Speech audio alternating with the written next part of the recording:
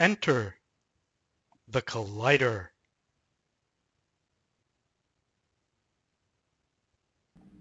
Welcome back, everyone. And today I have a special for you. The CERN, actually, the Hadron Collider located at CERN is one of the most fantastic feats of human ingenuity. And what's better than, well, if you're not able to be there in person, the next best thing is to actually have your own simulation right here on your desktop. And I'm going to show you how to do it. It is a little more challenging than the other applications that you've seen so far, but nonetheless, it is a lot of fun and it is as realistic as can possibly get with the power that Python has. And one of the stars of the show is numpy. NumPy can be used for advanced calculations, physics, calculus, and advanced geometries, algebra, and so on. So, without further ado, let's get started. Hello, everyone.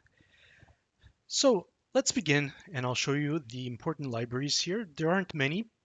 There are the NumPy, of course, which is used for the calculations, the physics part, and there is the OpenGL. OpenGL allows for vector graphics of 2 and 3 dimensions. And there is the PyQt5. So that one is used for basically widgets, which allow you to have function buttons, different types of filter buttons, and so on, and how they are arranged. Kind of like CSS that works um, uh, with the HTML. Aside from these libraries that are external libraries, there are other, what I would not refer to as libraries, although they may seem like libraries, but these are modules.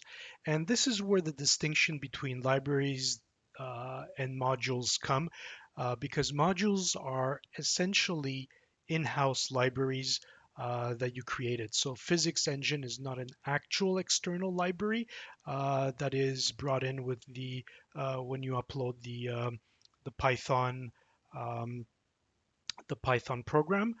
Uh, Neither is Visualization 3D. So the interpreter doesn't have these that are generic to it. These were created within these modules. These modules were created within these three modular scripts. So modular scripts basically meaning we have three different types of scripts, each one that has a different function.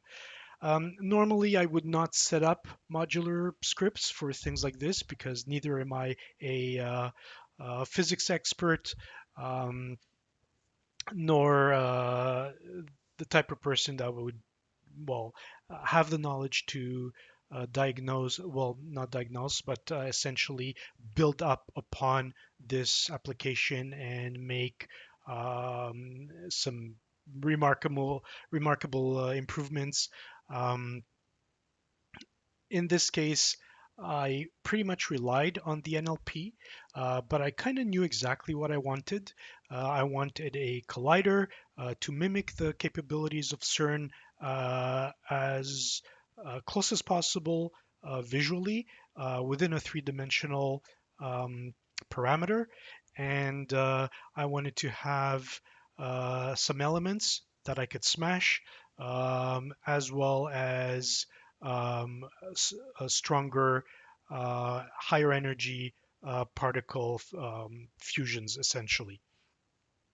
So uh, I want to show you again that on the left-hand side, we have our collider environment with its couple of packages um, that are there. There aren't too many.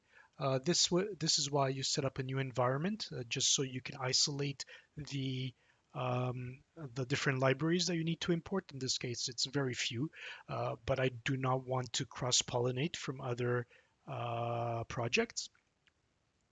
Um, you could just follow my instructions, the episode on how to create Python environments. Sometimes it could be a little temperamental, so you might have to repeat the process.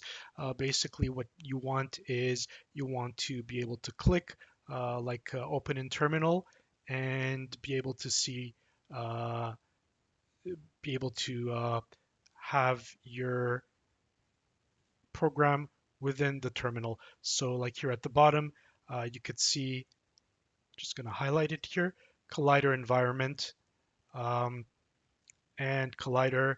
Basically, this is the name of the folder that's sitting on my desktop, and the folder name becomes the project. So uh, the NLP, as usual, I have one that's integrated here. I use one called Kodo Gen. Um, or just simply Kodo, I believe. And yeah, I've been using it for a while. I have the paid version because I use it a lot and I try a few things that I want to um, essentially make sure that I get a choice of some more powerful options here. Like in this case, I have Claude 3.7, but I do have options for a few others. Um, so just testing this out. And let's just jump straight to the program because that's where all the fun is. And I'm going to click on run, and here we go. So what do we have here? Here we, by default, we have a nuclear fusion as the collision mode, and this uses a lower energy state. So the energy scale that it uses is keV.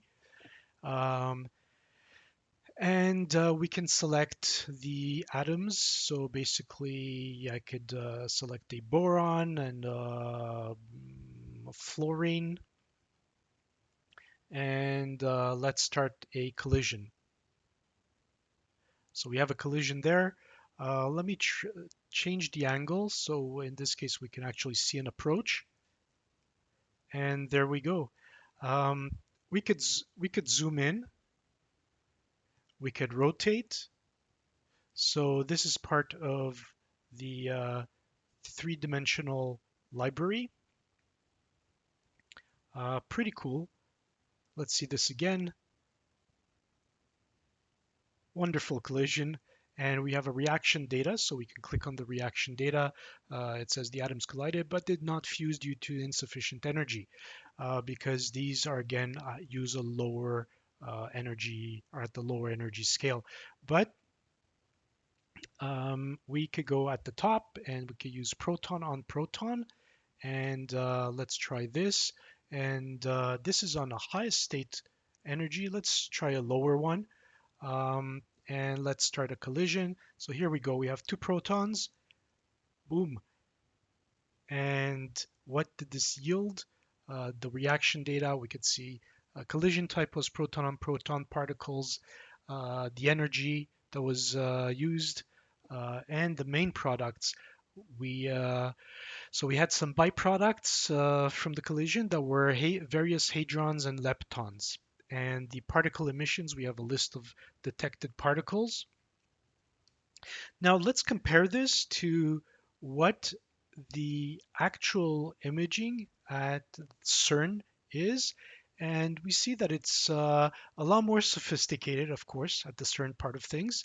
But nonetheless, that's pretty much the principle behind um, a simulation, um, except that ours is an actual simulation, as the imaging that you see here is the uh, is rendered, but not exact. What I would say is simulation because it's based on an actual collision that happened uh, and but this shows as close as possible a graphic rendering of that, um, which is truly amazing. Uh, Great feat of engineering, the CERN. I know it's taken many years to build, and interesting times that we live in today. To get back to our program, um, let's go back to running this again, and let's just have a little more fun with this. We have lead on lead, and let's change this. Let's use an antiproton and a electron. See what happens. Let's start a collision. I think that was way too fast. Uh, yeah, I see there's a collision there. So maybe lower the energy scale. And so here's a collision.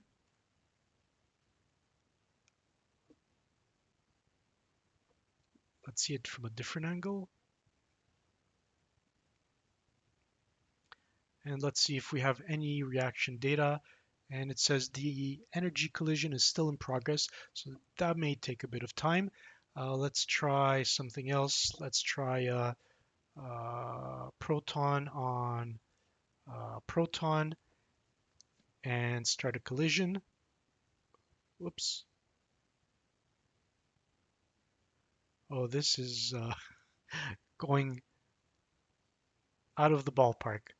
Um, and it might take a while before the progression of the collision. So let's try a lead ion with a proton.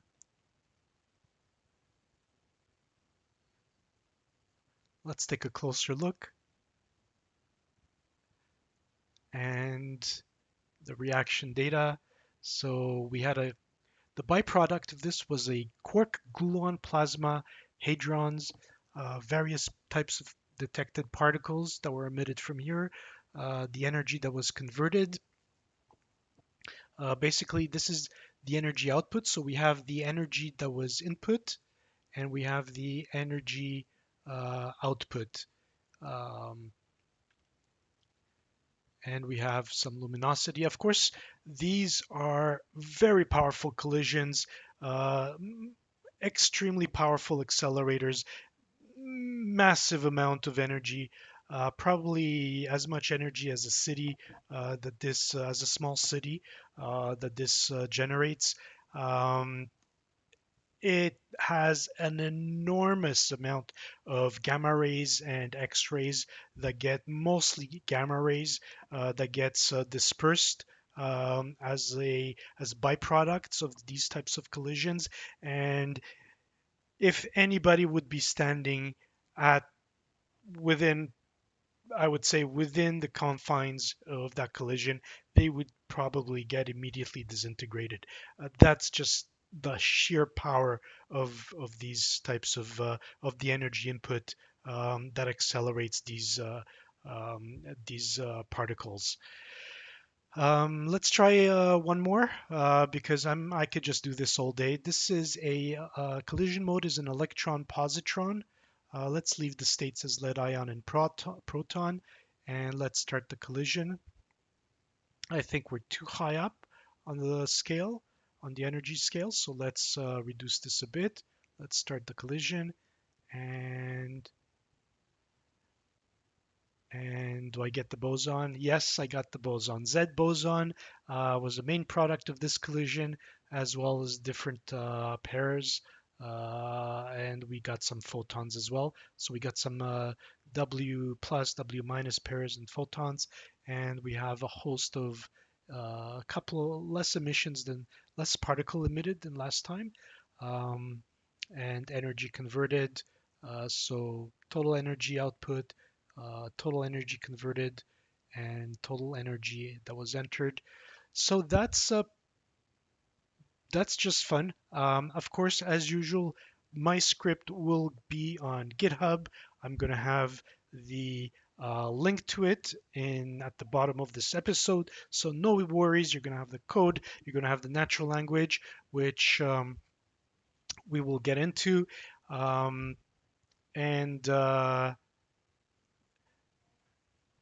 again, wanted to bring to your attention these are the modules that are not libraries but created internally, and these are the basically the children. The father is or call it the parents to be correct.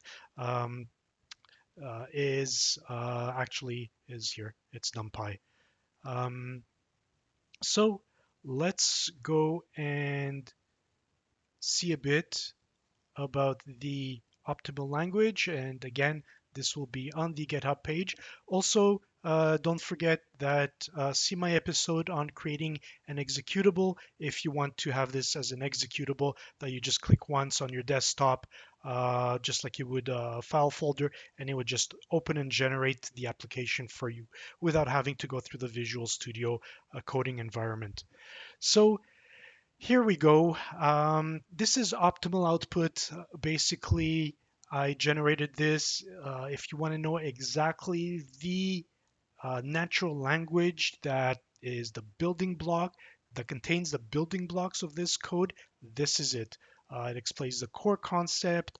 What do we need first? We need a Python code for Fusion Collider, 3D application physics simulation program that visualizes and models particle collisions. That is the at the heart of it. Um, and of course, focusing on nuclear fusion reactions, high yield particle collisions, inputs and outputs. Um, we have the core concepts, we have the inputs. Um, the most important part of it is to also, if possible, add the functions. But in this case, what is difficult with setting up the functions is because we don't, unless you are a physics expert, you might have a little more of a challenge to really understand or anticipate what are the functionalities that need to be added here. But that's okay because um, NLP will provide you this is probably a very popular type of request and possibly popular applications that are put out there by physics grads or um, anybody that's learning physics at school. So I have posted the bare minimum. So basically requested the NLP to provide the very bare minimum, non-optimal, non-optimal natural language in two phrases. And basically this is it. And you could read it essentially it is as condensed as possible. And if you wanted, you could start with this and see what you get, see what the NLP provides you as a code, and what what uh, what changes you can make, and play around with it. Read the code.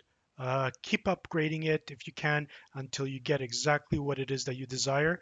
And above all, have fun and enjoy. And let me show you one more time um, the amazing aspect of a collider. Beautiful. Love it. And I hope you enjoyed this episode. Do like and subscribe. I would really appreciate it. And I will see you next time.